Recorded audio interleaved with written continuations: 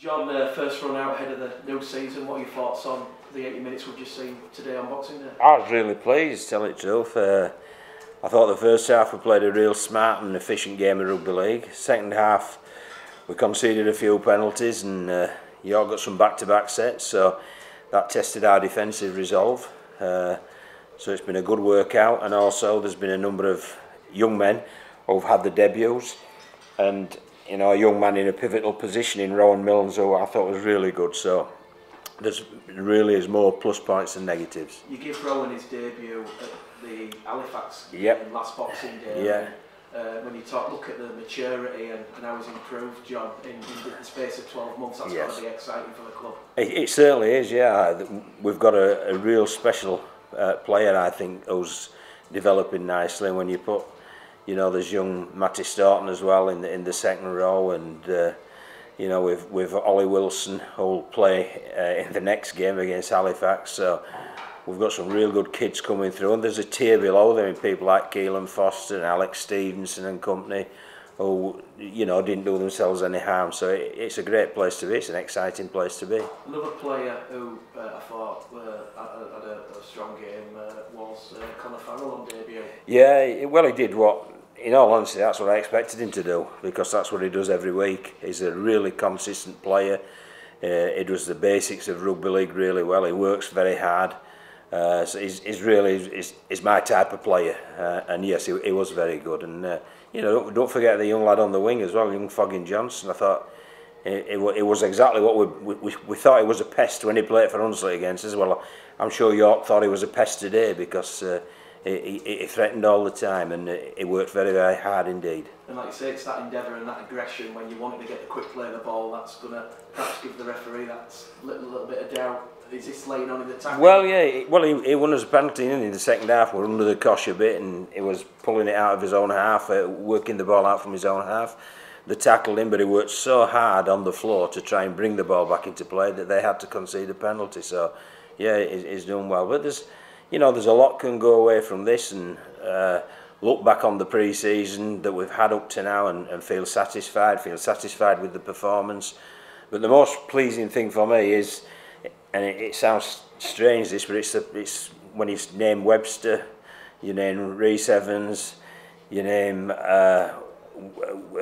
we've got who was the other winger? I forgot the winger.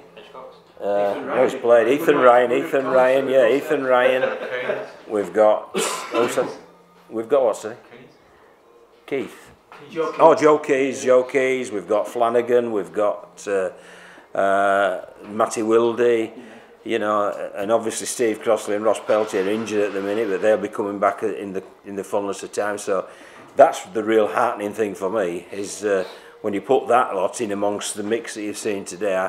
I think we can be looking forward to 2019 in a very, very positive mind. I mean, in terms of that game, John, in the first half it was all about the attack and the creativity. Second half, conceded them 2 early tries and sort of like a backs to the wall performance. It was, yes, it was, and I think you've summed it up really well there, Mick. And you know, and that's why it was so pleasing. It was a real contrast, and I think, you know, well done to York as well, because it was a real challenge.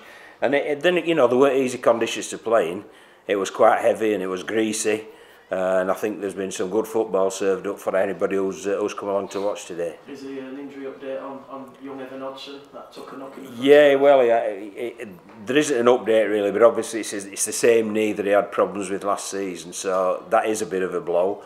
But obviously the first thing he's got to do is ice it and elevate it, and you know, we've got to try and limit the amount of swelling, and then when he comes in next week to see our physio, that's when we'll have a better idea of what's what. So, you know, but that's the trade-off. You play pre-season games, as you know, it's a rough, tough sport, and you might well pick up the odd injury here and there, but that's just rugby league. In terms of the 21-man squad you picked, John, 11 of them have come through the academy. Yep. in the last 2 years. I mean, you know, I don't know any other clubs that are currently producing that level of young players, you know, being able to play in the first team, albeit in a pre-season friendly. Yeah, it's great, isn't it? You know, it's something we're very proud of as well, when you think more than half the squad's come through the system. And I think, again, I think we've had the rebirth of the club, in all honesty, and we're starting to grow again and progress upwards. as a first team, but I think that's demonstrated because of the solid foundations we've got from the academy. You know, and as you rightly point out, 11 out of 21, it ain't a bad turnover, is it? And it just shows that investing in academy and investing in development football, such as 19s and the reserves that we're doing this year, that's the way forward, really, because there is an outlay financially, but I think you get your financial outlay back because the young men who progress through your own ranks, and it saves sort of splashing out big money constantly. Have you got any thoughts on some of the young players who were making the home debuts? Alex Stevenson, Tom Doyle, Elliot Cullen, Keelan Foster? Yeah, I thought they were great. I really did. You know, and there was plenty of nerves in the changing room beforehand. And I wanted them to play, but obviously I wanted them to put them out there when it wasn't hey lads hey, and I think when they went out there they could feel really happy with what they've done. So, you know, it's been a good day, and I hope that people who care, I don't know how many were here, but there look to be a fair few here, and I hope they've all enjoyed it. In terms of the squad though, John, I think like when you see Sam Hallas being able to play 9 and then second row, that utility value is going to be pretty crucial come the business end of the championship. It is, and obviously Mikey Wood, I told him before the game he was going to get some minutes into him, and he did the full 40, then 10 minutes afterwards, then had 10 minutes rest and finished it off. And because of the interchange laws going down from 10 to 8, more of your middle channel players are going to have to do that. And obviously Sam Hallas has really put his hand up today, as has Mikey, but also I think you see the value of people like Jordan Lilly as well, who can play half-back or 9, so you need versatility within your squad, but you also need some players who can play big minutes. What happens now, John? Obviously, do you give your players a couple of days to enjoy the new year, and then it's back in next week to focus on the Yorkshire Cup? Yeah, that's, I mean, obviously they've been given weight schedules that they've got to do, but the first thing they have to do is recover and report any knocks or bumps and bruises that they've got. Then they'll have time off to enjoy the New Year's celebrations, and then straight in after that, and then it's a tough game against Halifax. So, you know, it's exciting times, and we're back into it now, aren't we?